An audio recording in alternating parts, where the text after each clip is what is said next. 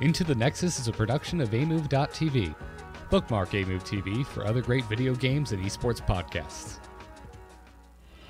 Into the Nexus is sponsored by listeners like you via patreon.com/ITN.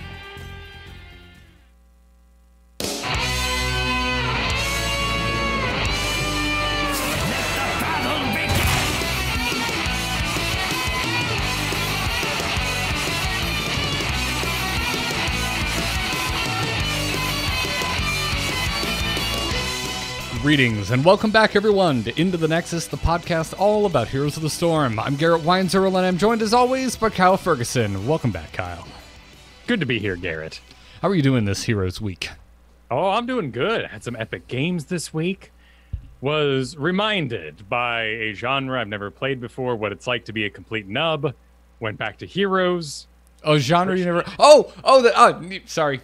I'm on it. We're good. Yes, yeah. We tried a battle royale for the first time this week. It's a little different than looking at things from above and right-clicking and skill shots. It's not aiming in first person. And I appreciate being here in Heroes of the Storm, where my longevity of some 16 years in MOBA experience continues to serve me. So you didn't wake up in the middle of the night with this sudden urge to get good at shooting? Maybe in a different environment where two other people aren't dependent on me, and there's music and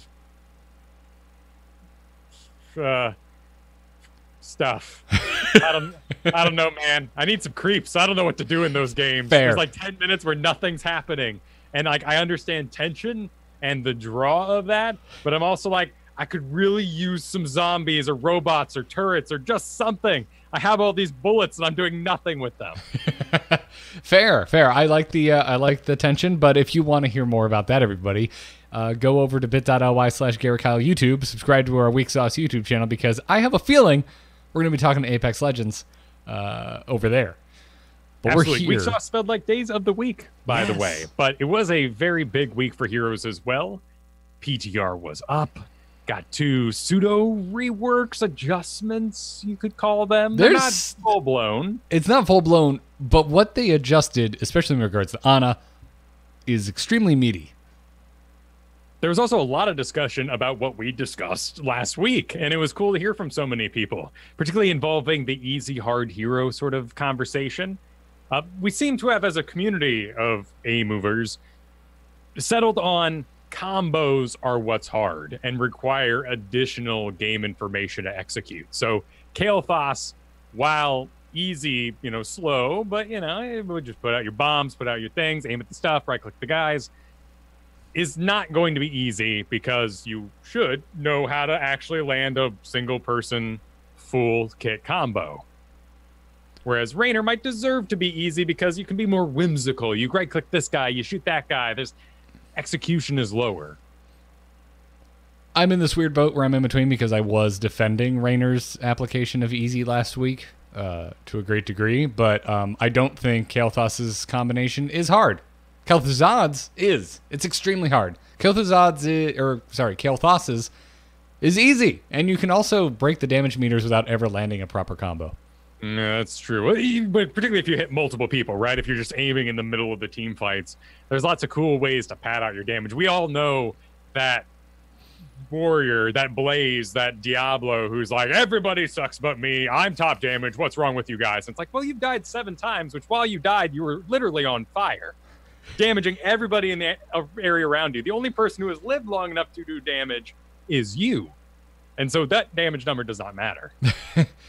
Very true, but I would defend Kael'thas, saying that the damage number does matter. So I would rather, in my world, I would rather have a newer player or a less skilled player on something like Kael'thas that is divvying up the damage, even if it's not necessarily all on the same person, than I would a more targeted damage character.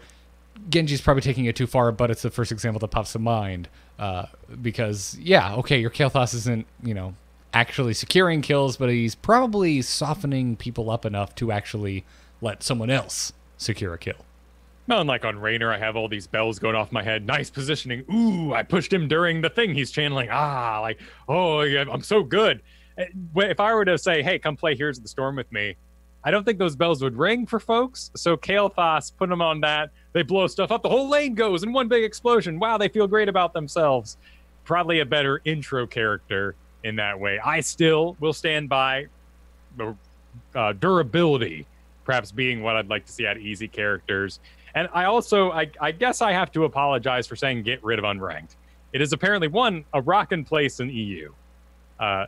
But two, lots of people really enjoy it. And I know I have no ladder anxiety at this point, and I like drafting out of order. So I'm not after your mode. Oh, so you must have been targeted by those tweets because I didn't see any of them. Yeah, well, I'm the one who called for it. I'm trying to make ways to, I agree with you though, to a pretty close degree. Although it would be very easy to go into unranked and just change the pick order, right? Like that would be a very easy adjustment, and then it's good. And I waffle. I I keep going back and forth because I have had horrible quick match experiences this week, and I think it's a useless useless mode again. So I go back and forth, but for the most part, I'm still I agreed with your comments last week, so folks could have come after me too. Well, auto chess is a big thing right now across Twitch, across the internet. It's a Dota arcade game. When you enter Dota, you will immediately appreciate that when you enter Here's the Storm, it says Imperious new hero, and that's freaking it.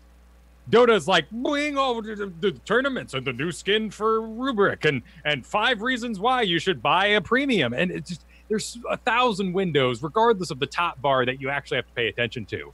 It's really nice that this game is so unobtrusive to get into. But I still feel like you press that play button and there's just too much stuff. Yes.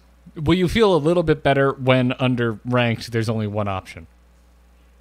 That is another interesting conversation, and I have had several talks with people in the community, listeners, who say it's over when Hero League leaves. I'm out at that point because of the investment they've made into Hero League. I have interesting. I'm conflicted on that because we've seen the numbers. Yeah. And it's just not that popular.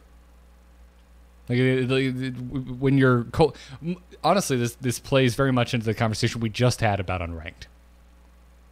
Only we have a lot more numbers to look at from sites like Hotslogs, right?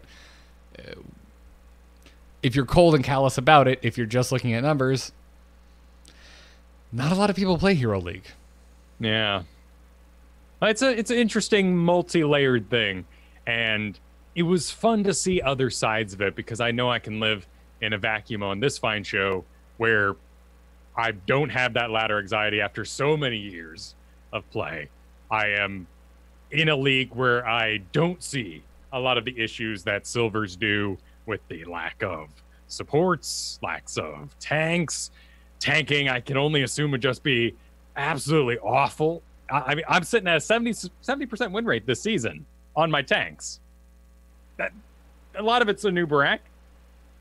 A lot of that's Warrior as well, so Artanis for me. But Johanna, I don't want to play Johanna with a guy who can't do damage. That's very frustrating.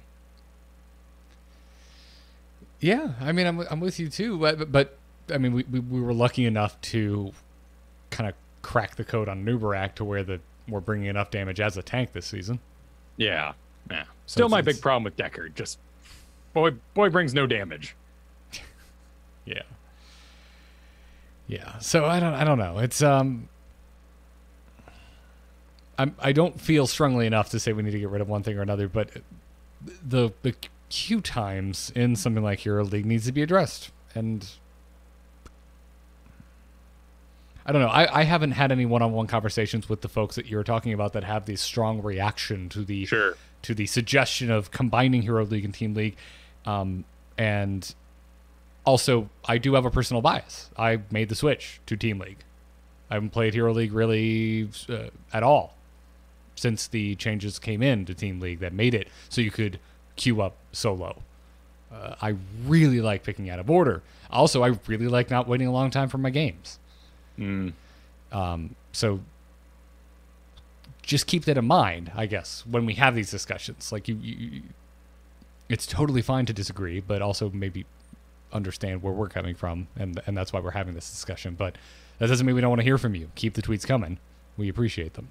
No, it was great to get this perspective this week, and I really appreciate it. Plus, it's got to be said that EU has one big server, so their queue times are a lot lower than ours in the NA, where we are split into all these little mini servers and then expand out and try to make a game later on combining servers. Their queue times are much, much shorter for unranked than they are here. And it's worth noting, I've been told to say this, and I'm going to say it absolutely, /join AMoveTV in the EU, as well as the NA and all servers, because there are awesome people sitting there wanting to play a game who maybe don't want to, match up with some trolls in the quick match. That's where I do all my games. That's why when I talk about quick match, it's this beautiful, wonderful experience where I got to play what I wanted and didn't feel like my comp was awful. You know what you do? If you don't know what you want to play, you select Naked Picard. He's got pants, but, he's got no shoes on. That's why I call him naked. He's not ready to go. Kyle, it's sexy. It's sexy, Picard. Correct. Get him, then say what say looking for more. As people show up, then select. If you know what you want to play, call out, I'm looking for X, and maybe put an emoji of what you're currently playing.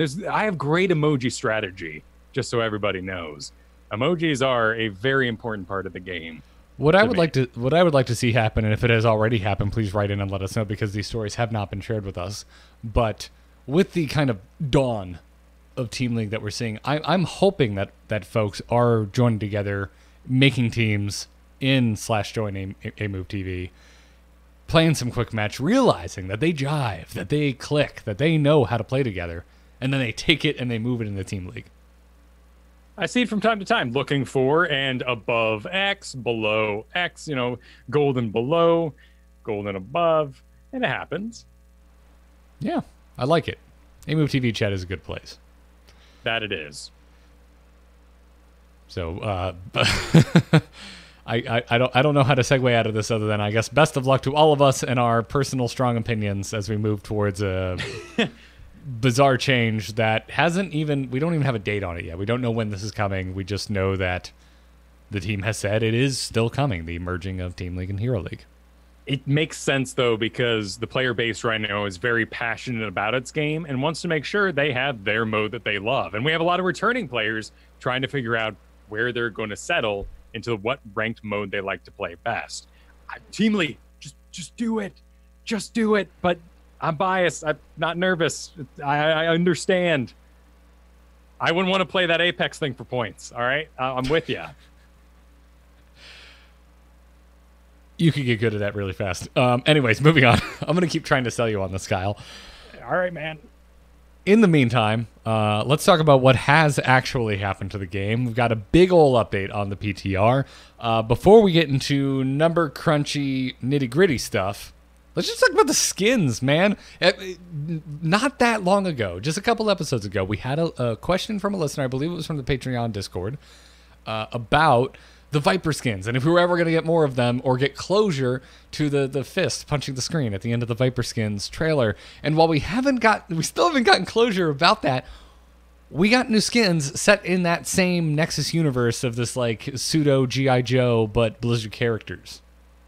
And we did get a little lore closure. So the fist is 90% going to be the Blaze skin. Oh, is it? Who is punching the TV because Viper stole his daughter. And his daughter is the little girl holding the pig in that animated part of it. I missed that entire connection. Yeah, it's in there. It's in there. Well, that's dope. So never mind. We did get closure. We're done. It's a case closed, and we're getting 3 new skins. The best of which is clearly Deckard Payne. Yep, Deckard Payne looking good, putting out some twist bottle flasks. Got some custom abilities there. Hanzo, though, in need of some skins, surely. Looking good. Looking like me a little bit. I was about to say, never has a skin looked more like you. And can I get a little personal for a second? Okay. On the stream, Kyle, maybe this has happened on your personal stream, but when we do live Into the Nexuses, when we make YouTube videos, this has never happened, but you and I hang out online in between shows. You're a fan of the headband. The headband. Oh, you mean in my personal life? Or the hairband, yes. Yes. Yeah, it's not actually music. my preferred silent plaything while I do shows. Yeah, yeah, you've got one in your hand right now. However, Yeah. you wear them in your hair to keep them out of your eyes when you're relaxing. Yes. I just cut my hair, but before this, my hair was actually past my eyes. If I let it down, I do the same thing, so there's no judgment here. But when I saw freaking Rambo-ass Hanzo with his tied back hair, I was like, oh my god, it's Kyle. Like, it looks so much like my mental image of you when I think of when someone's like, oh, hey, how's Kyle doing? That's what comes to mind, is you wearing a hairband. I mean, I am immensely proud of my workouts, but I'm not quite there yet. Hey, just because I've shut up about running on Twitter, let me take this small note to say I'm still running, all right? And I'm damn proud of myself. And it doesn't get any easier. You just get better, damn it. Yeah. Yeah. And I'm not, I was mostly just talking about the face, not picturing you shirtless most of the time.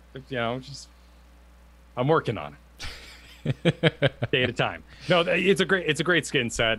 Particularly enjoy the American flag tank top they gave him.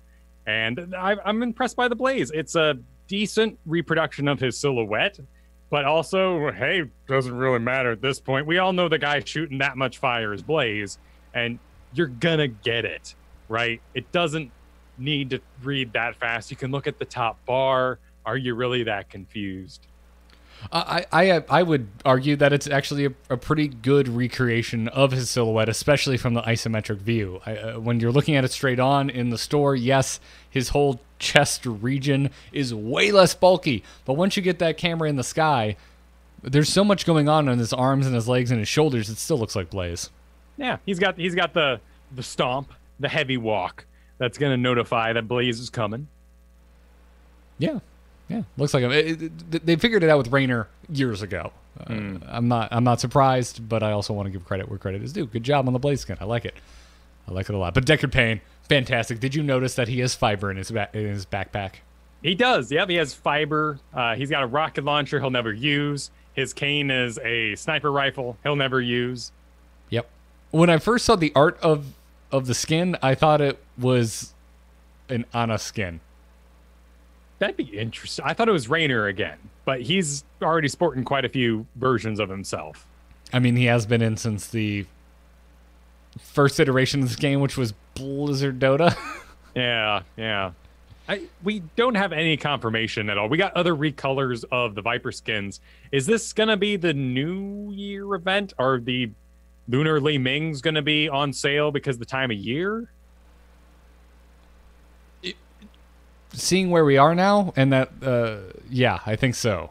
I don't think there's any more time to have the lunar event, right? Yeah. Weird. It's a little strange. No new hero with it, but more on possible new heroes later in the show. Let's get into what's actually happening on the PTR in regards to balance, because there's only a few heroes getting tweaked, but there's some heavy stuff in here, starting with Abathur. And I'll just kick it off with the beginning of the developer comments. The dev said that for a long time, Abathur has had a unique place in Heroes, being a powerful force at high-level play while having a relatively low win rate across the board. These changes are meant to spruce up his talents while streamlining his gameplay and introducing more counterplay to the hero. So if you're a regular listener into the Nexus or have been playing Heroes of the Storm a long time, this shouldn't really be news to you. We many times have mentioned the anecdote that Abathur is right there with Genji as one of these heroes that's got a low win rate, but in the right hands can really cause some disruption. Yeah, and in particular, in the recent months, he has been a solo support in some situations, or a makeup support if you want to be running one of those kind of Uther-like comps. They want to take that away, it seems, or at least take away the barrier to entry to doing so, which I really like on paper. But not in practice? Well, it's altogether, I don't think that there should be any ability that doesn't do what you want it to do for fun. So, for instance, Abathur's Carapace was a great example of this, because if you were just hanging out, you played 5 games of Heroes, and you go, I'm sick of body blocks, I'm gonna play some Abathur because I ain't done yet for the night. You'd load up and you'd have that carry, that Genji, and you just plop your symbiote right on top of him, and you sit there and you go pew pew and shield and pew pew. And inevitably, someone was going to yell at you for sitting on Genji too long, because canceling the symbiote refreshed your cooldowns so that you could get another set of shields out faster. That wasn't exactly compelling. Yeah, you got to work harder if you knew what to do, but there was no element in the game that told you to do so. Which is also kind of the backbone of Heroes in general, right? Like, go back to episode 1 of this show when we started talking about what this game was, and the concept that XP was shared, there was no last hitting, there wasn't a shop, that it was removing all of the things that you and I looked at a game like something like Dota 2, for example, and thought, this seems counterintuitive and like this weird kind of like, what's the word I'm looking for? I'd say in-crowd. I was going to say tradition. There we go. Yeah. It just seems like a weird tradition that if you were actually developing a game from square one, you wouldn't put in there, because it seems like counterintuitive game design to say, no, killing that thing that's trying to kill you is actually the wrong decision in this video game. Right. You can almost say that it was a pre-modern internet decision, a thought bot decision, if you will. Like old Dota, Warcraft 3 Dota, if I'm getting schooled, there's a character named Lion. His ultimate was he dealt 1,000 damage to you in one big laser. And guess what? If you didn't have the 1,000 health to survive it, he'd come trotting towards your lane, boo, and you'd be dead. So anybody in the game would say, well, I'm going to buy some strength items because I want my health to be higher so I don't just straight up die. Those stayed in the store for the entirety of the game, and now there are characters that you should never buy a Gauntlet of Strength on. You'd be a huge nub for wasting your valuable gold to do so, but it's available to everybody. So it's that dream idea where, like, you're playing single player, it doesn't matter. I want the option to be there, but eventually there are options that are there to just be bad, so you can be better than people. That's where the whole skill ceiling thing just comes down to rumor mill and popularity contests. I have nothing more to add. I'm on the same page, 100%. So shall we talk about the changes to Abathur? Yes. All right, so Carapace is up first. The devs said that Carapace, particularly with the sustained Carapace talent, created some awkward gameplay where it was much more efficient to use Symbiote on cooldown, like you're talking about, even when the desire was to stay on one target due to the cooldown refresh that it gave Carapace. In order to clean this up, sustained Carapace is baseline, and the cooldown of Carapace has been reduced, so Abathur no longer has to continuously remove Carapace to be efficient. So the cooldown has been halved. It's now 6 seconds. The duration lost 2 seconds, so it went from 8 down to 6, so not nearly as dramatic as the cooldown reduction. And there's all these additional functionalities now. The shield now persists after Symbiote ends. The shield now heals allied heroes for 22 health per second while Carapace is active. So no longer will you have to make that level 1 choice.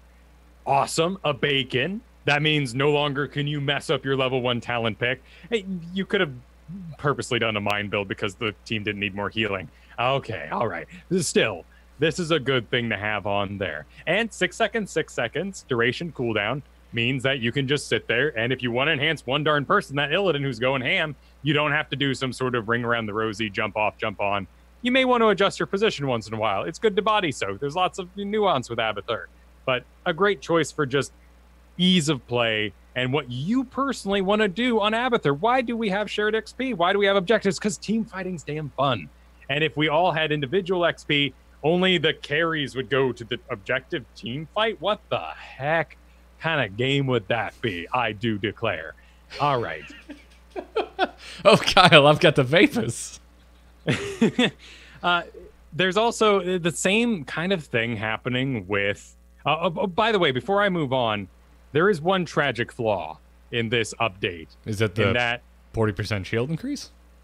No, that's a cute little talent, and I'm not sure if it'll compete with mine talents. Whether or not you like mines, that's a whole different story. Mines have been frustrating since GoldenEye. Everybody hates mines. Everybody hates techies in Dota. Nobody wants to die when the person's not there looking at them. I love mines. All right, you probably enjoyed GoldenEye, didn't you? You sick fool. Yes, but I was more of a rocket launcher guy in that game. I was good at the grenade launcher, the bounce angles. Ooh, love playing pool and early shooter. Physics. It was mind blowing, dude. Corners. Yeah, corners. Back to Abathur here. So what was the point you were going to make? What is the tragedy? It only heals heroes now, so it is going to become very apparent that you've made the wrong lane choice. So Abathur should instantly get better. Honestly, what you do in the past is you'd be multi-soaking because you're a good boy, Abathur. You're sitting there, you got your body in the bottom lane, everyone's doing the objective, so you know you're safe. You're watching the mini-map, you're counting 5. Everyone can count to 5. You put your symbiote in the top. The symbiote's presence is soaking XP, but you just kind of willy-nilly threw it up there on a knight, one of the little front minions walking along. And he starts taking some damage. So you put up a shield, he regenerates some health thanks to your level 1 talent, and he keeps going, and you soak, and you kill the lane, and you double soak efficiently. Now, that heal will not work on non-heroes at all. So that knight will die very, very fast without that heal. And you need to make sure your body's soaking from the middle or from the back minion. This is really tragic when we get to Monstrosity, because Monstrosity is not a hero and doesn't count as a hero. And he will not receive healing from this. Something I could see being changed if this turns out to be a major flaw in the overall synergy of Abathur's kit. It could be, and this could be fixed by next week, no problem.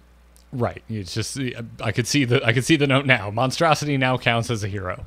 Although, I mean, that's a double-edged sword, right? Anyone that's gets stacks or benefits off hitting heroes, suddenly there's another hero on the field. Right, and maybe it counts as Abathur for Abathur's sake, and they just make it work on and Monstrosity. Or when you pick the level 10 talents, now heals Monstrosity. It could be worked into other abilities. There are other ways to heal your Monstrosity. Monstrosity actually got a bit of a rework as well. No longer taking reduced damage from non-heroic enemies, so a bit more exposed out there on the field. But also now has Deep Tunnel, and does a little bit of a fall steady alert when he does so. Much like Tracer and Medevac, it's going to let people know this dig is happening, the area it's going to appear in when it does. I mean, you're going to have vision of the area. You should more or less keep this in mind. But also, like, who are you getting the drop on with a Monstrosity and actually securing a kill on? How often does that really happen?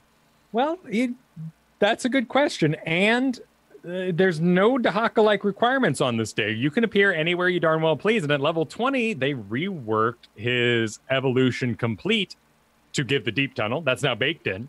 And now increases basic attack damage by 100%. So this thing comes flying in. It could get a pretty good set of kills, perhaps. And if you want to heal it, you can still do Volatile Mutation, which now deals damage against enemy heroes, healing the host. So that could be heroes or the Monstrosity. And then you got at level 13, Soma Transference, where your Spike Burst heals based on heroes hit. So there are other ways to invest further into Monstrosity. Are you looking forward to this, or are you, like me, sitting here kind of frothing at the mouth over the fact that they just freed you up to actually consider going mine build again? I mean, I like mines. I like cloning. I like that gameplay element. Because I play so many heroes, I find it rewarding to clone. But there are some issues with clone that have developed over time. Clones are worth XP when they die. You are giving away little murky deaths. If you go too ham in there, if you think, I'm going to save the day, I'm going to be 2 Illidan's. Fake Illidan died, they messed up, whatever. You gave away some XP. But is it, I mean, yeah, fair. Okay, I mean, that's a good consideration. Let's go back and talk about Locust Strain a little bit here, because that's also changing. In the devs' words, it's now more potent, but they last for a shorter duration. What they want is for Abathurs to be rewarded for good positioning, but punished if they overextend. So the duration It's down quite a bit. 25 seconds to 16 seconds on these locusts. They're forcing you to extend. You have to get out there if you want to get something done with these locusts. Yes. And I like that a lot like the shield adjustment, because now guy sitting at keep base is seeing that locust do nothing and might make the natural, untrolled, educated choice to go, well, hey, I should probably advance a little bit. And I might want to keep up close to my minion wave.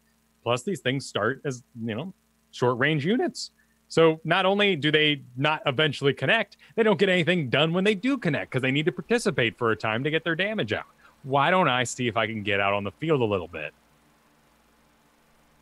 And you're going to have to be a lot more aware. To me, I don't know. I find this almost a little counterintuitive to the changes they made to Carapace, because with the Carapace changes, it seems a little bit like, hey, hang out on these heroes. Have a good time. Relax. And in Locust Strain, it's like, don't relax. Be one of the most active heroes in the game. Constantly be thinking. Constantly be microwing. How's your minimap game? It's true, but that's the reason why I don't hate mines on Abathur, because mines are just cheap in so many ways. But Abathur needs them in order to do the body soaking and the exposed moves that he makes for strategy. In order to get out further enough to put out these locusts, you're gonna have to mine your area. So not all your mines are going in some sweet bush pile because everyone's gonna run there for the objective. A good chunk of them are going a little bit here because that's a main approach. In case of Zeratul, a little bit there because I'm pretty far out. Mine shouldn't dismount. Well, Abathur kind of needs them to. I don't so much about Abathur as a presence reverses my opinion on what mines are generally used in a cheap area in a MOBA. I'm not sure I follow, so I'm going to ask you to expand upon that. Sure. Half of your mines aren't going into the sweet kill piles. Half of them are being used to maintain sight on your area so you don't get ganked. Gotcha. And the fact that they dismount is frustrating for sure, but that increases the amount of time that you have to get away because that Nova is coming towards you. Right. So if you, non-Abathur player, are annoyed because you got dismounted, I don't know, going to hand in your gems, it's there for a reason, even if you happen to not actually be closing in on the Abathur's location. Right. So mines on Gazlo to me would be a straight up troll. Why'd you make this blizzard? You guys are mad with power. But Abba, they're an important part of his kit to get what he does done. It's essentially giving you the option to talent into self-healing on any other character. It helps keep you alive. Yeah. To a certain degree. Yeah. To a certain degree. Sorry, maybe too long of a stretch. No. It's like Tassadar having sight. If everybody could go buy sight like in a store, that'd be a little bit of madness. But Tassadar is reined in by the fact of his sight. When we get new Tassadar, if he doesn't have sight, if he still has sight and he's a mage, then we've got some issues. Well, we'll have to see. I'm seeing some Tassadar in Division S, so maybe he's okay. Maybe he's all right, Yeah. Kyle. Maybe he's all right. There's some cool Locust talents now, and that's where I start to come around on this a little bit. Yes, I have to invest in talents to kind of make my Locust as good as they used to be, but I also like Locust. I basically like every build of Abathur except what has been the socially acceptable build for quite a while now.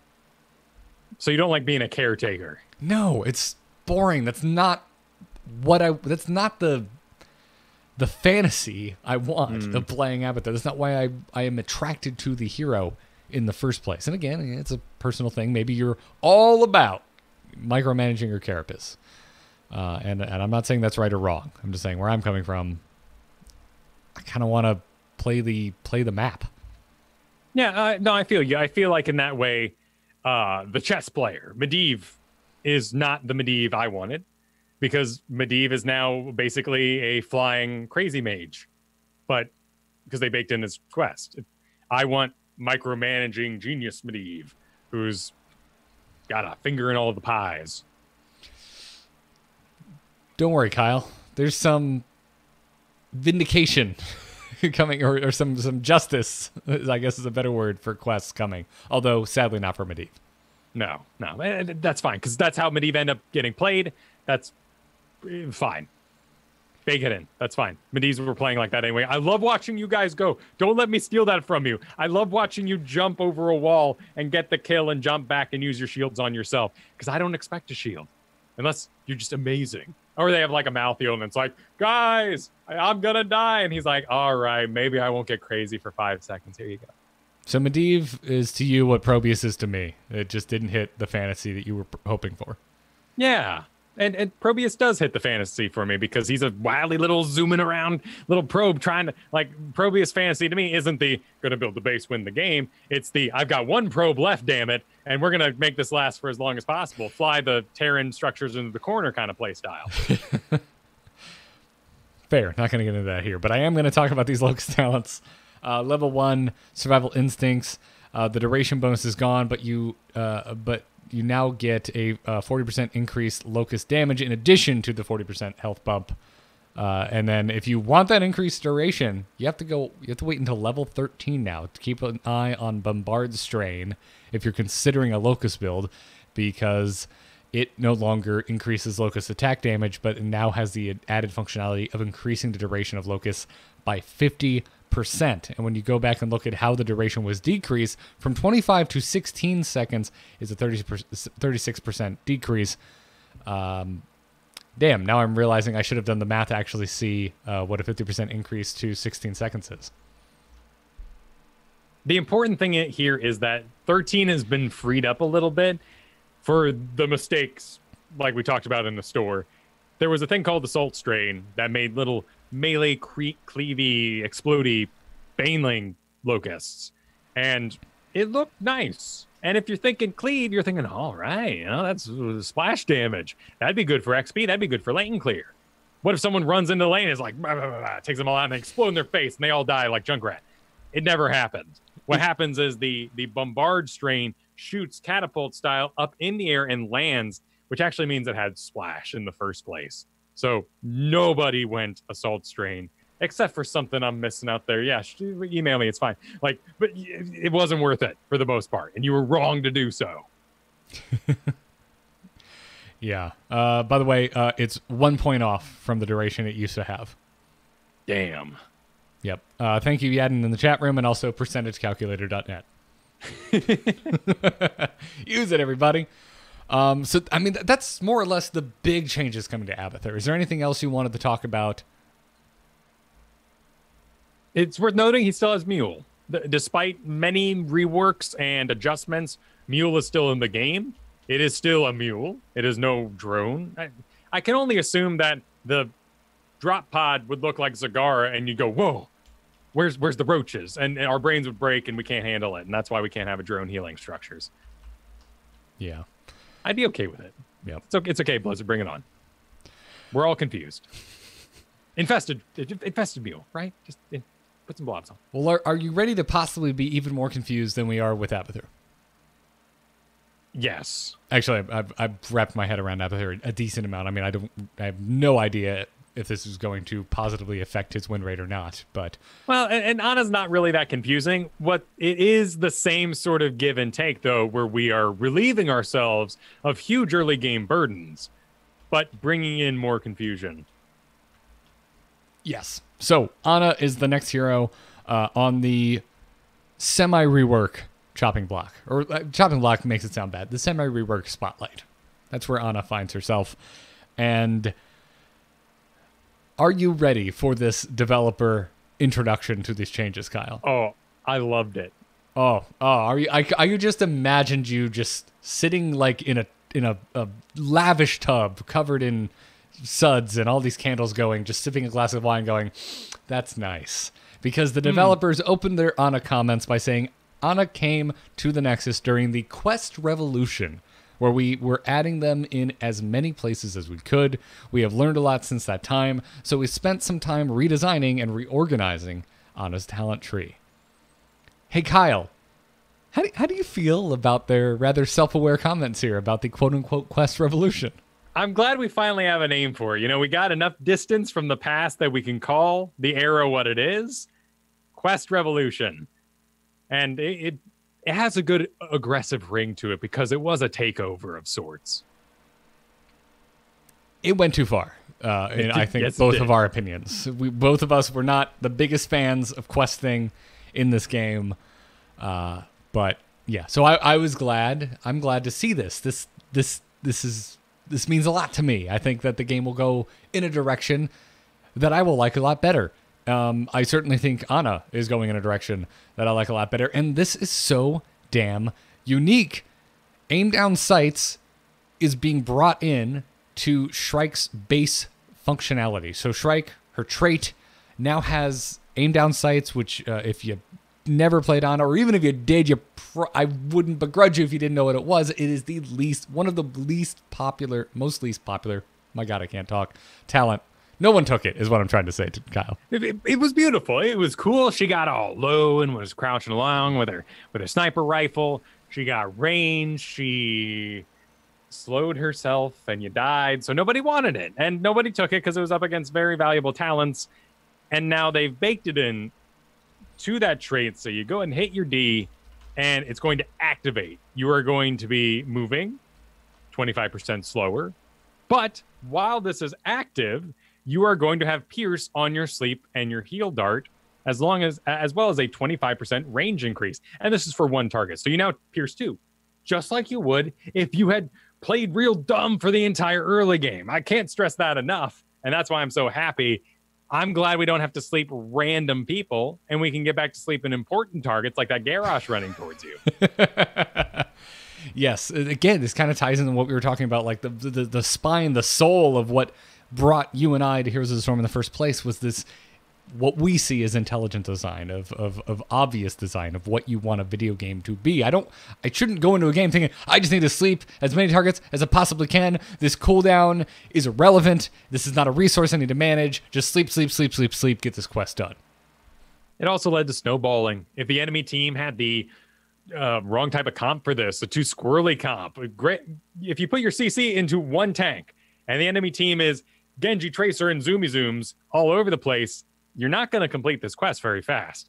And you're CCing the target that wants to absorb the CC in the first place in this sort of game. You fell behind. You're supposed to complete, or you were supposed to complete your healing quest by level 13 at the latest. Otherwise, you are falling way behind on the healing output of easier to play heroes. Yes, all of that. Anyway, why I find aim down sight being baked into Shrike so damn unique, Kyle, is that it is such an underpicked talent. Like, historically, I am really struggling to think of any example where this was not the case. When things get baked in, they're usually the most popular picked talent. That's true. It could speak to animation resources, that it was just a really good looking ability for Ana. You know, you can crouch and overwatch. It's kind of a thing you do in shooters. She looks good doing it, walking along all sly like. Are you really gonna sit there, Kyle, and put forward that this change was only made because they were so damn proud of the animation? I think that that's a natural evolution for a human to make. When we get to committee, things are getting a little weird because, you know, we can come up with more creative ideas than that. But they clearly wanted to solve the issue of how Ana would pierce. How can we give Ana this ability while still having her make a choice?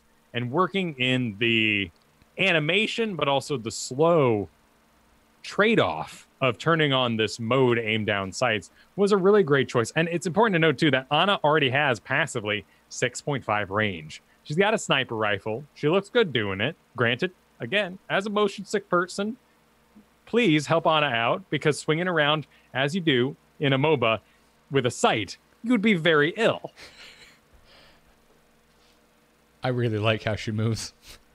But regardless, she has the range in order for this sort of stance to work in the far back line. In fact, some people are theorizing that an upgrade like this to Ana with a Pierce could lead to a triple warrior comp, where you have this big ball of meat in the front line doing all the CC, and you're just piercing, hammering this very easy to hit area while something Kael'thas-y or maybe even Vala-like does all the damage behind it. And because of aim down sights, because the 25% increase on your cast and your 6.5 attack range, you are not inhabiting the same space as Kael'thas. This is really important when it comes to splash talents. Oftentimes when you're deciding if you want to do more damage or hit 2 targets and do more damage because of that, you look at Clump. And Clump isn't always in the front line. That's where it's easiest. They picked 5 melee. Hooray! They picked Rhaegar for healing. Hooray! Kael'thas Living Bombs are the best. Have a great game, you winning fool. Exactly. But how often does that really happen in your games? Very rarely, but people often make the mistake of taking Gul'dan and then Alexstrasza and then Zarya, who does hang out in that sort of mid-range area. And Gul'dan's got range, but he likes to get in range for his big corruptions and his Fel Flame. So he hovers around like 4. And everyone starts clawing, and Tychus is there too. They're all hanging out in that 3.54 area, and that can do some serious damage to a comp. Ana is so far back that she might be a great healer for healing at Kael'thas, shooting through him, and hitting the front tank. Yeah, and I've tried this out on the PTR, and the way that you activate aim down sights when you activate the trait to do this, it feels to me a little bit like playing Kael'thas, but better because I don't have to choose which one of my abilities I'm augmenting. It works on both of them as long as I am in that crouch position. Yeah, I like it. It's, to me, it feels natural. Again, I'm not the biggest Ana player in the world, so I don't have a very strong opinion, but this kind of feels to me the way the character should have always played. It feels good. It looks good. I think Anas will be very excited about this. You may be nervous. It toggles really fast. You should be making educated choice about this. If you want to completely counteract the slow, there's also a level 1 talent for you. And since you don't have to stack, you've got some choices. You can take a 25% movement increase whenever you sleep somebody. So neutralize that slow for a short amount of time. Yeah, I'm really interested to see what this does for level 1. I'm curious to see what kind of comes out on top now. It's worth noting that they did go through and reduce healing darts, overall healing, by about 5%, just to make up for the fact she now pierces from level 1.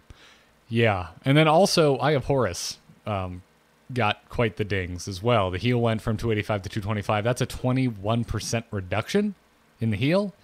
And the damage also went down, though not by the same amount. It's a little less of a reduction. It went from 166 to 135. But it now pierces all targets. It's all about piercing with Ana now. Yeah, I mean, I guess I don't know sniper rifles. Okay, it's fine. It's a great, and you're thinking in the same sort of thing. If they're all clumped up, you're clumping up the enemy, and you fire through the Kael'thas, through the front line, through all the enemies. And Eye of Horus now has a gameplay space. Now, it's worth noting, nowhere in this did they touch Nano Boost at all. They changed out everything at level 20 except for its Nano Boost adjustment. So Nano Boost is exactly the way you take it. If you take Ana for Nano Boost, chances are you're not going to change your playstyle too much. Right. And it's also worth mentioning there are so many talent changes and new talents in here that we're not going to talk about them. The meat of this discussion is based around the bake-in of both aim down sights and piercing dart into the way that Shrike works out the gate. If you're a hardcore Ana player and you haven't looked at these PTR patch notes, it is very much worth going and looking at. If we went talent by talent, you would all be asleep by the end of this podcast. Right. Let me shotgun one for the Anas out there. They have now allowed you to take both debilitating dart and mind-numbing agent, moving debilitating darts to 4. That's pretty darn cool. You also are going to have one little trap, and I got to call them out on this, Blizzard. And I know you guys can fix this fast, but you made a new quest talent. It's vampiric rounds, and I'm like, ooh, I love me some Venomancer. I love me some Lunara. Poison damage is cool. You don't do damage build on it. It's not a thing still. It's not happening. But this is fine. This is just a stacking quest. It just keeps going. No, but they made it wrong. What happens is whenever you get max stacks on an enemy hero, you increase Shrike's self-healing. So you want to do like a little self-healing on a build. Okay, cool. You have to let the max stacks fall off and then reapply another set of max stacks to keep getting dings. Oh, that is clunky. I did not realize that. Okay, never mind. I stand corrected. Yeah. So it can be fixed. Maybe initial stack gives the 1.5 bonus, and then each one after that gives a 0.5 because I keep hammering that same target and reapplying the poison. But come on now. You just fixed one. It's probably an oversight. We can all fix it in due time. I also want to bring up one really, really cool talent she now has, which is that she does a giant killer, Night Terrors. Upon waking, enemy heroes who are put to sleep take 8% maximum health and damage. I love that because Ana is my favorite counter to Garrosh, who's coming for my front line to throw it. Yeah, so this is the kind of damage adjustment that you were looking for. Yeah, that's cool. I dig. Vampiric, that's dirty. You messed up. It's okay. No more dirty quests. I would like to put a call out for comments or write-ins. If you want to write in, itncast@gmail.com or drop a comment in our Patreon Discord. Grenade calibration is gone, Kyle. Mm-hmm. When I look at stats websites, it is definitely not the most popular level 1 talent. However, there's a notable amount of Ana players out there picking it, and it has a higher win rate. It has the highest level 1 win rate if you look at a website like Hotslog. So I'm curious if passionate Ana players out there, how they feel about grenade calibration going away, because it seemed like it was a passion pick, and the folks that were picking it knew exactly how to get the most value out of it. You can do a full grenade build of sorts now with level 4 biotic enhancements, increasing the duration of the heal buff, as well as anti-healer at level 7, giving you a area increase and duration increase of the heal buff of 25%. Area increase is 100%. So you can still make up for some of those grenade talents along the way. They're just later or not stacked. So they're probably right on time. Gotcha. All right, let's talk about the change I have just been waiting all day to talk about. Yes, you and everybody in the fine church of Rhaegar. I haven't been in the fine church of Rhaegar for a very long time, Kyle. It is just I need to heal. Yeah, for me, Rhaegar has always been I need to heal, and most of the other options are taken. I guess I'll Rhaegar. Kyle, a long time ago, on a dark day in March of 2016, a change was made to Rhaegar where he could no longer self-cast ancestral healing. And I am proud to announce, Kyle, that when these PTR changes go live, most likely next week, Rhaegar will once again be able to self-cast ancestral healing. Now, let me take you back to Cursed Hollow circa 2016 in March on the 15th before this patch went live, where I was being chased through the woods by a solo Rhaegar to kill me. And then he self-healed and ran away. Rhaegar's damage after the rework was intense and insane. And it was slowly worked back. But this was a quick fix they made to just stop the madness. Stop the madness today. I mean, imagine top damage Kharazim's and their self-bomb. That's what was happening. It was not reined in. And Rhaegar's been reined in for quite a while. So bring it on back. It has been 3 years almost since this change. Yeah.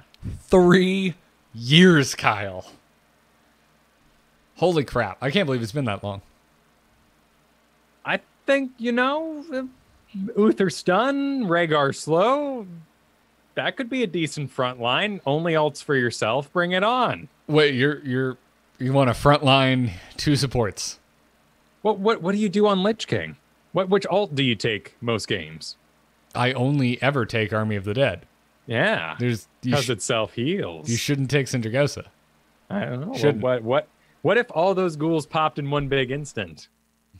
What if your Oro was a ranged cast? I don't want all my ghouls to pop in an instant, but I see where you're going. Yeah. He's for the sake of this analogy, he's basically Lich King. That's not true at all, but all right. And Uther's a Diablo that has to walk everywhere. It doesn't work perfect, but it could happen. I see where you're going, and I want to sign up for this. Can I be the Uther? Sure, I'll be. I like playing Rhaegar a lot. I'm sad that he has lost his place. Rad. I shouldn't say that. No, Rhaegar has a fantastic place in Platinum, in my mind. There are plenty of acolytes in the Church of Rhaegar still going strong. Absolutely. And I think Rhaegar is really powerful with a backline cluttered team. So at that 5 range, things are pretty busy and you want some bouncy heals. And then one dude up front, that Lich King or that Diablo, who is going to take it all. And in that instance, Rhaegar is amazing because you have the pursuit power of slow and the big old bomb heal for your tank to just reverse everything that happened in that early fight. What I'm really interested to see is if with self-cast, if level 20 Rhaegar splash heal is suddenly going to be the thing because he can position exactly where he wants to be to get that off. I think we might be onto something there. Yeah, kind of interesting, right? Yeah, I like that. I like that quite a bit. And in less exciting news, Whitemane, level 4, High Inquisitor, mana return per stack reduced from 75 to 50. All right, this isn't just disappointing news. This is a little bit of WTF news. Poor Whitemane is having some win rate problems, and they are smacking her right where she needs the help. This is her, this is an 85% pick rate, this fine talent. It is your mana regen forced tier level, and this is the one that people use. And they've decided that they want you to have some talent diversity by nerfing it. Ooh, rough. It's... Where am I going with this? I hate dealing in absolutes, but none of us really agree that this is the way we like to see talent diversity encouraged. Yeah. I don't think I've ever seen a comment, heard a podcaster, seen a streamer go, great job, just nerf things that are working. Yeah, I mean, when it comes to supports and tanks are much higher tier in this conversation. If there is a damage assassin who has a runaway talent, very rarely will we be like, well, hang on now. No, a one-pick talent for killing people. We all like to see it go away a little bit.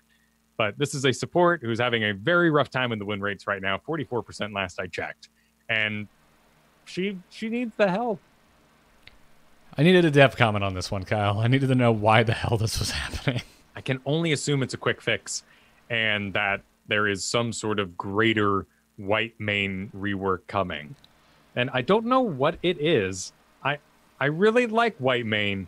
When I see Whitemane mains, they're very aggressive. I love their catch for the team. If there is a bomb that goes off, she can just, bam, hit that level 10 and everybody's going to be okay.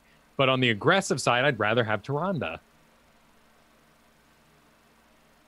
I would too. Maybe they made Tyrande and Whitemane at the same time. This has happened in the past. They kind of do a rework around the time they make a hero, and they try to make the two diverge, and they end up sort of making two of the same version, just one's damage-based and one's healing-based. There's also the stun aspect of Tyrande to keep in mind. Yeah, that's true. But I see. I'm definitely drawing your connection. I don't know. Taking the root, would that do it? That's a late talent. Yeah, I just find that I find this so annoying because I've never looked at a lack of talent diversity as a particularly important issue. It always seems like the least important thing, and I'm just curious. I mean, this is the most egregious example I think we've seen in a very long time. Sure. So I want to put that perspective, in the frame. Up against stuff we wouldn't have come up with. Like that Ana adjustment for aim down sights, Abathur's change, those are really smart and well thought out. And we're not just beating a dead dev here. Like, I really think these are fantastic. Right, exactly. So, yeah, so just kind of bummer news for Whitemane. But Ana's, Abathur's, write in itncast@gmail.com when this goes live next week. Let us know what you think of these changes. I want to hear from you. I really think that they've found something special with Anubarak. Like, I truly question my talent picks after I've made them. And maybe that means they're all kind of doing the same thing. But there are many times I go, man, maybe that reset at 7 would have been better. Maybe those beetles would have healed more in this situation. I'm constantly thinking about how I could have. And I'm always thinking, was this a Locust Swarm map? Even though I won, was this a Locust Swarm game? There's something really magical going on with that guy, despite a win rate. That helps. Yeah. Well, we get to experiment again, Kyle. It's a brave new slug world. Yes. Get to slapping. In esports news, Division S has kicked off. The qualifiers are going. And while we knew we were going to spend so much time on the PTR patch today that we weren't really going to be able to dig into it, we did want to mention that Imperius is apparently a solo tank. We got it wrong, Kyle. Well, we also didn't label Zool a warrior, so we're okay. So because we didn't see Zool coming, we get a pass? Right. You know, Imperius is a warrior. Oh, he's being run as a solo tank. It must be okay. Like, Zool's being run as a solo tank. It must be okay. No, that's not the case. There's a lot aiding this guy. There are Tassadars. There are secondary supports. But Imperius is being run, as the front line. The game I saw was the CPT game, and they were running Abba, Carapace, and Tash Shields to really bridge that gap in Imperius's squishiness. Like, that is not something I think is going to work in our home games. It's a lot of effort and coordination. But Imperius is rising as an engaged tank of sorts, and particularly along the sides of things like Kerrigan, or with a Tyrande at his back. Like, he is really succeeding in those areas. And I missed the dive. I miss dive comps. I would like to see them make a return. So I'm hoping that this does catch on. I don't want the Abathur, Tassadar double down on gotcha surprise shields, but I do want to see a return to dive compositions. A lot of this is happening around the location of Imperius's talons. Sovereign's armor at level 16 gives you 50 armor for 2.5 seconds. That is a life-saving talent. He has regen, but not damage reduction. That's a pretty big health pool. And you're not regenning like a Sonya. You're not, even Sonya's not doing that well right now, but you're not just zooming that health up and down, up and down. This amount of armor, if we could put it earlier on the kit, he might be available for that more solo tank role. Yeah. I mean, we'll see what happens, right? Yeah. It's and this isn't the only thing. We also, TESPA has announced that Heroes of the Storm is not going away. It is coming back for this year of their collegiate series. So we've got Division S, we've got the Tempo Storm Invitational, we have TESPA now. I don't think we've seen an end of high level, dare I say, esport adjustments coming down the road in balance updates. No, there's also the fight nights that are going on right now with Jay Howe. And those are just wacky, voted on comps and battles between ex-pros and up-and-coming pros. Those are pretty exciting and a cool place to check out some new thoughts. The viewership is around 600 right now, which is going to be in the top bar of a Heroes of the Storm Twitch page, but can we get that momentum getting back in? And it is amazing how much esports matters to people's investments in these games. And it seems like a resurgence, a new era. To me, it feels like the beginning. This feels like the beginning of a new game and the esport just getting started at the grassroots level. We've brought it up time and time again, but again, you've been back in our day. We started with StarCraft 2 Wings of Liberty, and this is how esports got started. Or even go back before that and look at things that just have ridiculous shelf lives, like Counter-Strike, and how it's gone up and down and up and down. And hey, look at Siege, but up and down. Exactly. So that's what I'm getting at. Is there's still a lot of Heroes to watch if you want to watch Heroes. The TESPA announcement excites me a lot. TESPA does really good production. I'm excited about this. But go check it out. Go check out the Division S qualifiers on their Twitch stream and the Fight Night and all of those things. A lot of Heroes to watch right now. The only other thing we need to mention before we move into strategy, Kyle, is the fact that the next hero appears to have been leaked, and it looks like it's going to be Anduin Rin. Yeah, the graphics match, and it is said to be Heroes of the Storm leak. He's standing there in what can only be assumed to be Neo's Stormwind armor, even presented in the leak as President of Neo Stormwind, Anduin. Yes, and it's hard to see because of the pose that he is striking, but he seems to have rather large pauldrons, so I would imagine his non-alternate skin will be his BFA, almost paladin-looking lion armor. Yeah, he's sporting the big old two-hander, the Charlemagne from his dad. I mean, would it be the worst thing on earth if he was a variant skin? That kit doesn't match, but it could happen with what we're seeing here. Please no. Variant is so much cooler than Anduin. Well, and there's a lot of people in need of a priest. Whitemane covered a lot of it, but people want to see some Shadow, see some Hearthstone Anduin, I think. That would be cool. That would be very cool.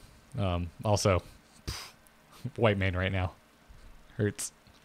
Yeah, with priest, yeah. Yep. Well, before we move into strategy and talk about J-How's recently released tier list, we want to thank those of you supporting us over at patreon.com/ITN.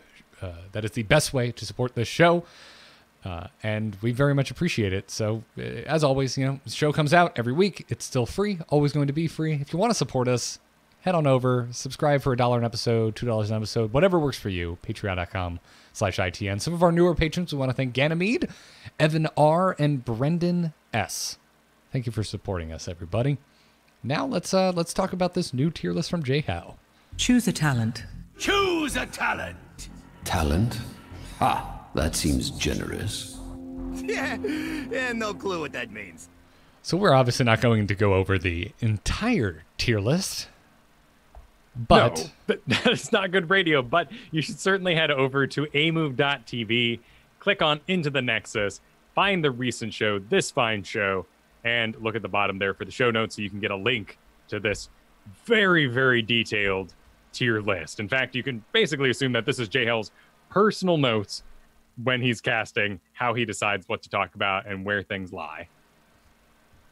I have no idea if that's true, but yes, this is a really good tier list.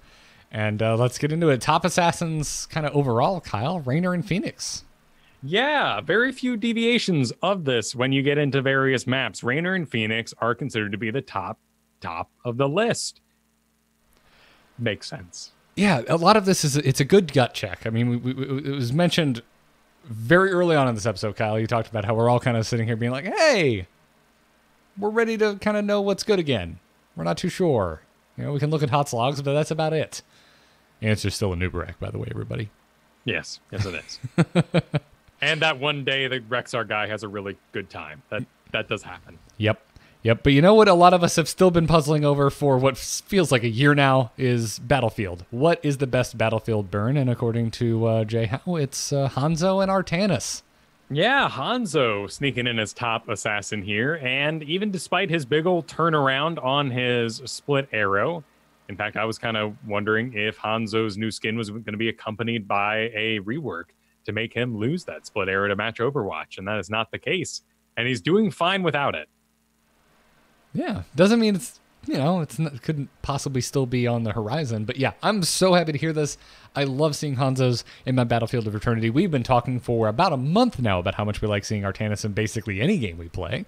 Yeah. So please spread this. I want to see these heroes picked on Battlefield.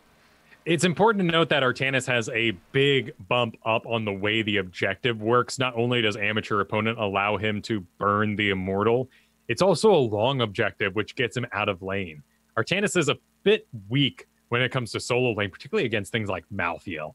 He will get eaten alive. And Sonya is kind of a worse Artanis at the moment and doesn't have the power on Battlefield of Eternity either. So the fact that, so you're thinking, Artanis, he's amazing everywhere. You need relief for camps. The real reason you're taking Artanis is so you can solo in the beginning and maybe get lucky with a nice swap into the towers. And once that time has passed, once you've missed your very first swap in the middle fight, once you've gone to the top lane and missed that swap, it's time for you to get to camps. It's time for you to get ready for objective. And if the map doesn't have that sort of thing like Braxis, you're not going to hold out very well. Yeah. Speaking of Braxis, which mage to bring comes up fairly often. And Gul'dan makes the top of this list. Yep, remember we're talking about pro play and advanced play here. Gul'dan does need a lot of aid. He can be pretty taxing on his fellow support. Don't take him alongside an Uther, for instance. You're not going to get that health back very well. And you need a tank grabbing you orbs and taking care of you and zoning for you. So Kael'thas, Jaina, still great for our home games, but Gul'dan, top of the mage list. It is. And while he does require babysitting, you know who requires less babysitting than? Kel'Thuzad. And I hate sharing this because I love seeing Kel'Thuzad picked against me on Braxis. I don't get it. Unless you've got a tight-knit group of 4 other people that you're used to playing with, they know how to guard you, and you are a god-tier Kel'Thuzad. I don't know why it keeps happening. All signs point to yes because of the 4 people in one lane. It should work, but the stacks take too long. Despite 4 people ready to be stacked on, despite a Deckard helping you out, it is just a huge taxation on your team to be so low damage for the early game. You lose the first objective, you get behind a passive XP, it's going to go poorly. I get excited. I'm still dreaming, man. Every time I see a Kel'Thuzad on Braxis, I'm like, yeah. You want me to go Deckard? And they're like, yeah. And then I regret everything. I have seen it work, but not as many times as I've seen it fall flat on its face. It's not worth it. It's not worth the hard work. Yeah, it's a tall order. It's a tall order. So we covered the Immortal. We covered just winning fights as a mage in Braxis. Let's talk about Infernal Shrines clear. It's a gut check, and nothing's changed. Kael'thas, Kerrigan, Sonya. Sonya, able to regen on the minions in there. So this is really her map, the one she has left. Some merc camps for you that are worth it, but a good old-fashioned Sonya will still do well here. Kael'thas is a bit of a surprise because he does clear kind of slow, but the size, the exact damage of the Flame Strike is over those minions, and just the chance to be, oh, there's 10, is pretty darn high. It's solid. This is really the only map left where I seriously consider Sonya from the beginning when I see it pop. Sonya is benched for me outside of Infernal Shrines. Yeah. And you know me. She eclipsed Zagara for me. I almost said Kerrigan. She eclipsed Zagara for me at a certain point. Zagara, I don't even know. She's like off the bench. She is off the team at the moment, sadly. It's tough to know what to do about Sonya. There's a lot of collapse. There's a lot of focus fire. And Orphea, I think, was the death sentence to the last sort of breath of Sonya. Yep. Best Sky Temple hero, according to the J-House tier list, is Abathur. We'll see what happens. Objectives.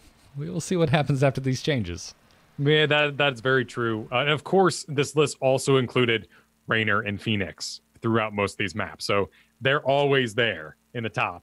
As well as, if we're talking about any 3-lane map, Dahaka is usually there up top too. Yeah. Yeah. What about Azmodan? Azmodan, Tomb of the Spider Queen, is the only place where he showed up on the list. Granted, us at home just don't like losing half our health to one ball because we didn't move out of it. So we're still pretty bummer, and we're looking at the dev team to see what they can do about that.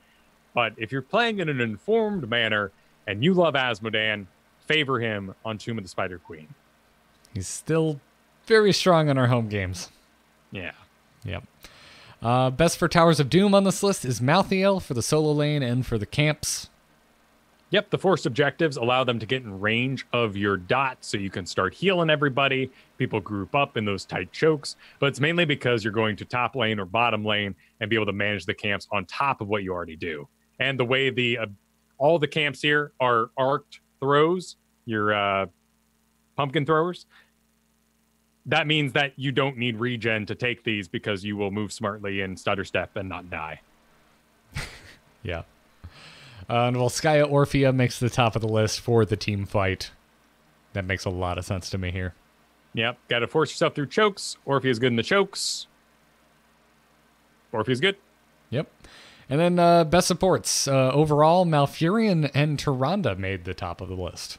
Yeah, well, this is, the one, other than maybe Azmodan, right? This is the one part where you go, well, I don't know about Malfurion, J-How, but it's pro play. It's a little different. They're micromanaging, good roots. Those are all really powerful things. Yeah. I'm not sure how helpful that is for the general populace. For 3-lane maps, Deckard. I actually agree with this. Yeah, because you'll poop some potions, some gifts on your way out, and then you'll head up to mid lane and you'll heal them up. But the bottom lane has a nice little reserve for itself. You can see the strategy there. And then Infernal Shrines for supports, you got Stukov. This is his big map. And if you love Stukov like I do, you're just happy to hear he's good somewhere. Yeah. Not distance Stukov. He just, it's like Rhaegar. You're just kind of taking him blindly because you because you love it. You probably should have done something else. Yeah, you bring up that's a good analogy because he was so popular for so long. And then he had a harsh fall off, and yet there's still the Stukov faithful hanging around. Yeah. And you're one of them. Nice, fun. I fell off. I was totally that was a popularity pick for me when I was playing Stukov. Yeah. Well, he's been adjusted around a little bit. And particularly those mana nerfs hurt him a lot. Yeah. Tyrande and Uther, those are my passionate support picks. Well, lucky for you, Tyranda's sitting there looking pretty. Love it. It's always something I can pull out if I have to. And anyways, those are the ones we wanted to highlight because they more or less tie into themes we talk about all the time on this show. But if you're looking for the best, you can deviate from there. Think about why we said what hero we did. Your favorite pick might have elements of Phoenix in there. Oh, he's got a short-range teleport. Raynor has heal. Maybe you want to go with something in that direction, even though you don't like playing Phoenix. Always play to your strengths, but it's fun to know what's up top. Yeah. And maybe what you should be banning. Yeah. Tier list, as always, should be taken with a grain of salt, but I'm glad to see a new one from J-How. So, anyway, let's take a question before we wrap this up. Darkness stopped calling. I hear the wilds call. Wait, nature calls. Okay, tell them I'm not here. You can send your emails to itncast@gmail.com, or if you're a patron and you have your Discord attached to your Patreon, congratulations, you're in the Into the Nexus Patreon Discord. Head on over there and drop a question. Dave wrote in and wants to talk about XP oddies. Dave says, I was wondering if you could explain the details of some of the edge cases of gaining XP. Things like Abathur's Locusts, Asmodan's Generals, and Gazlo's Turrets. Do these summons just need to be in the area when a minion dies, or do they need to last hit minions to gain XP? If you damage a minion and then leave the area, do you still get XP when it dies? Are there any other XP oddities that you could clarify? On a side note, I recently spent a week in the hospital. Your podcasts and YouTube videos were a great comfort to me and helped me stay plugged into heroes while I was laid up. Thanks for all you do. Dave, I hope you're doing better, and glad to keep you entertained. Happy to help in your time away from heroes. So, summons must last hit is the general rule. Good to know.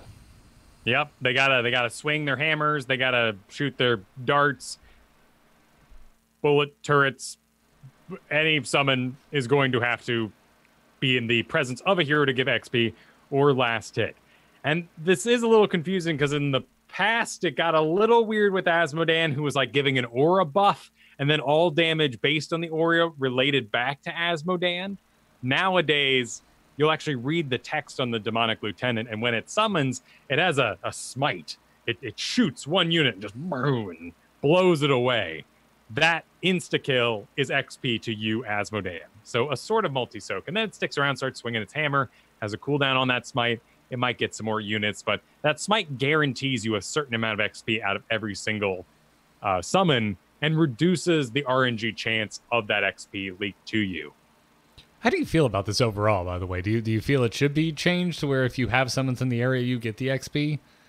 Because you can't control the summons, but at the same time, with someone like Asmodan, who can just make things appear on the map, I could see it being gamed.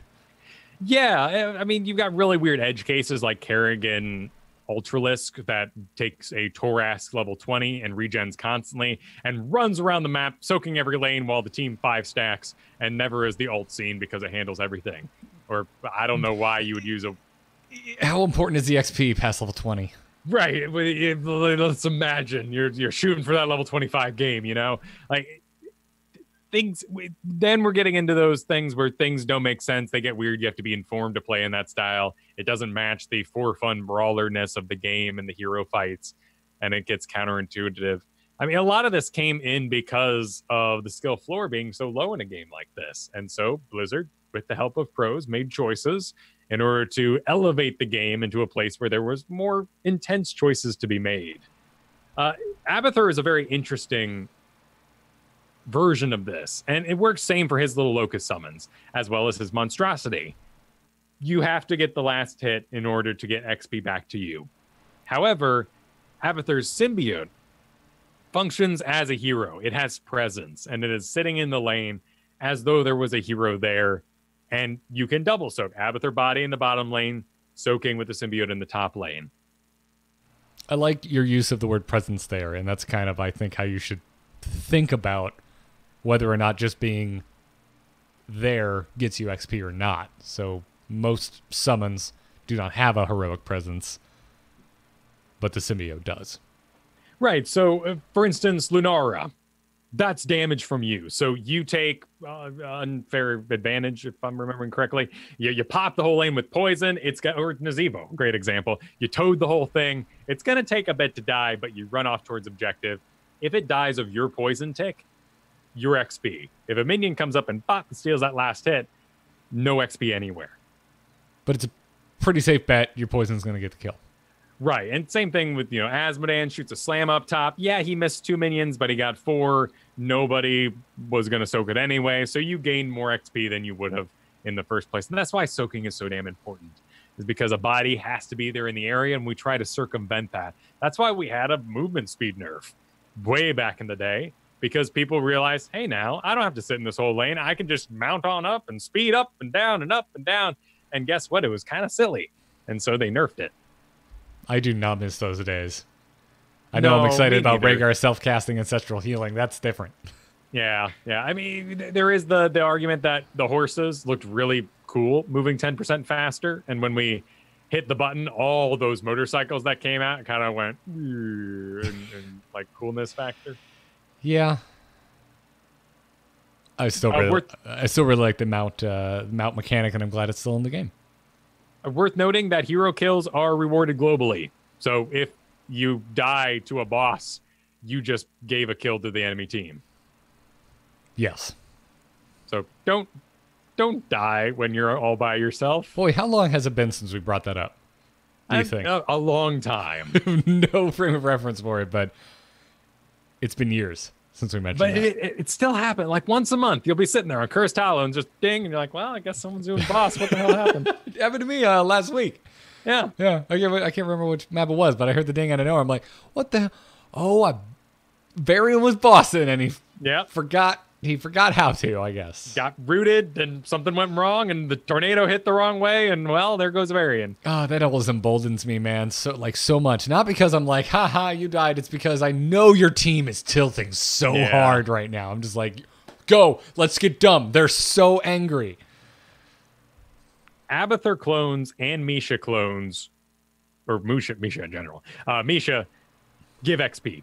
So don't be throwing away those. They're murkies in XP. Yep. Well, Misha's half, isn't she? Is she more? I don't remember anymore then. I'm pretty sure Misha counts for half of a kill. I mean, frankly, she should count for a whole because she's the hero. But right, when you get Rexar, they both die, so you get a whole kill there.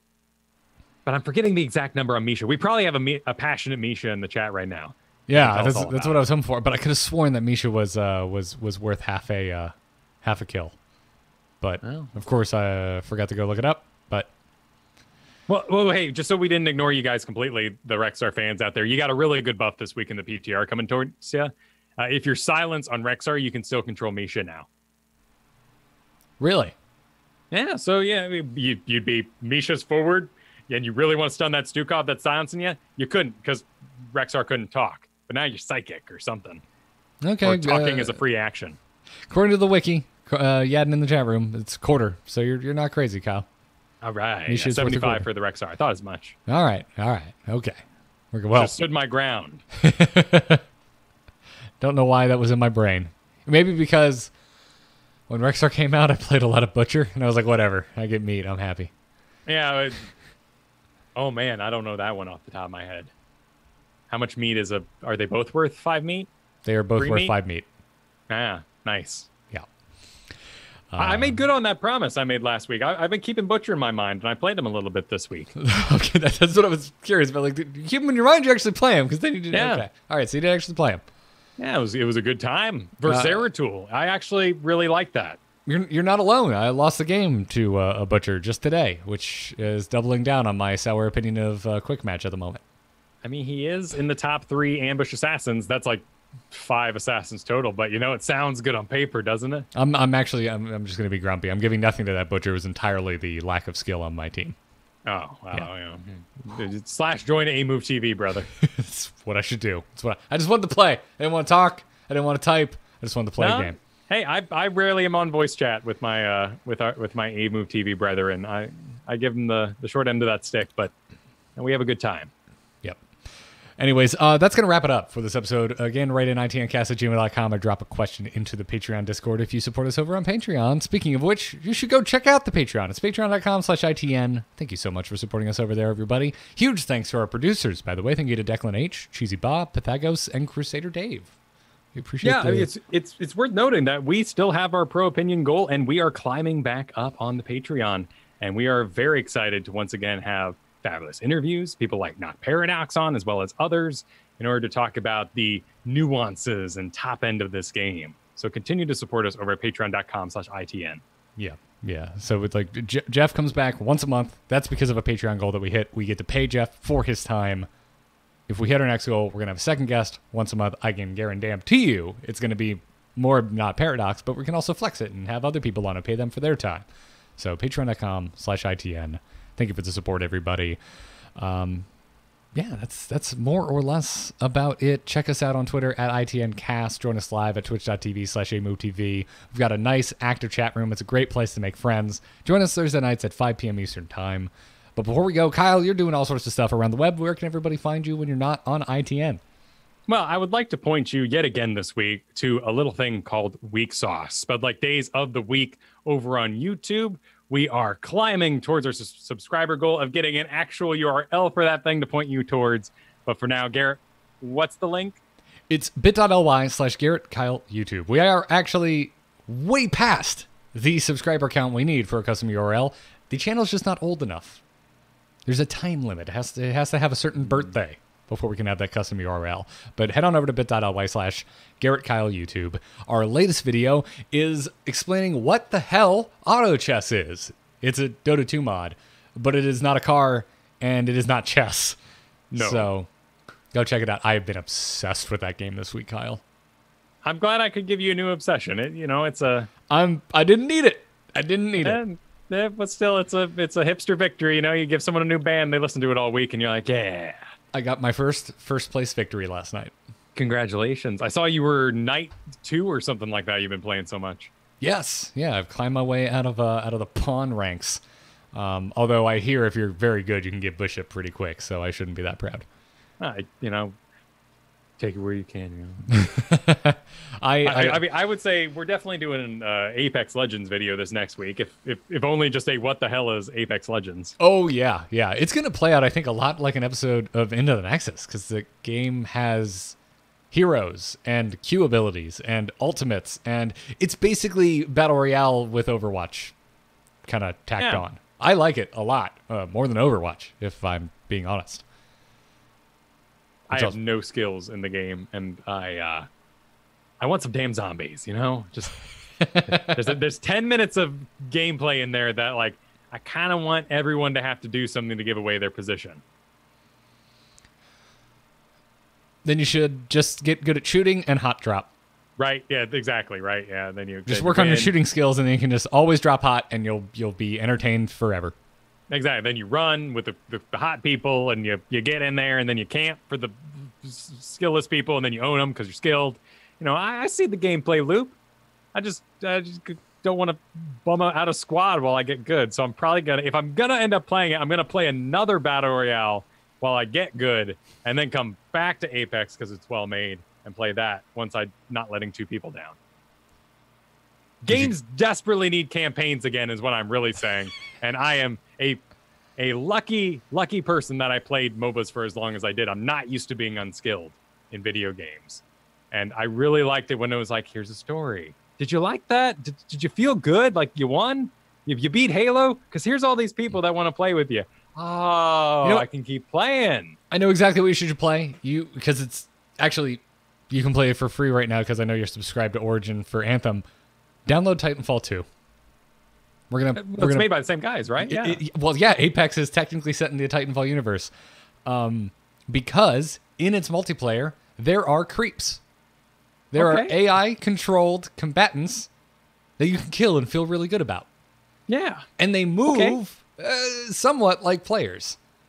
Well, there's a campaign there, too, like Titanfall, the story. It's amazing. It's amazing. Yeah. What I was trying to avoid was getting to my counterpoint of, I don't think shooting campaigns has ever made anyone even halfway decent at PvP shooters. No, probably not. No. Yeah. Yeah. Because I remember showing up to college with my Halo 2 skills and the sniper rifle. Uh-huh. That was all LAN party training. Yeah. I showed up to college with my Smash skills, played against only my neighbors, and promptly realized how not good I was at Smash. Yeah, so, big fish, little pond happens. That's exactly what happened. But anyway, if this conversation interested you, you can find a lot more of it over at bit.ly/Garrett Kyle YouTube. 2 R's and 2 T's in Garrett. I trust you know how to spell Kyle. But that's all I really want to promote, too. If you like the two of us doing our thing together, you'll probably enjoy the content we're making over on the YouTube. It is non-Blizzard games for now. Not making any promises. It'll happen, right? Like they put something out, we'll play it. A PC Diablo will eventually release, Kyle, that isn't Diablo 3, and it will end up on that YouTube. I'm just calling it. I'm just calling my shot right now. Right. It's nice to have a place that is freeform for video game chat with us. I dig it. I dig it a lot. Go check it out. Garrett Art on Twitter. And if you need a graphic designer, I do that. nomoonart.com. Go check it out. I just updated the portfolio, and there's a contact form on there if you need a graphic designer. That's going to wrap it up for this episode. Thank you all for tuning in. Until next time, good luck and have fun. Take care.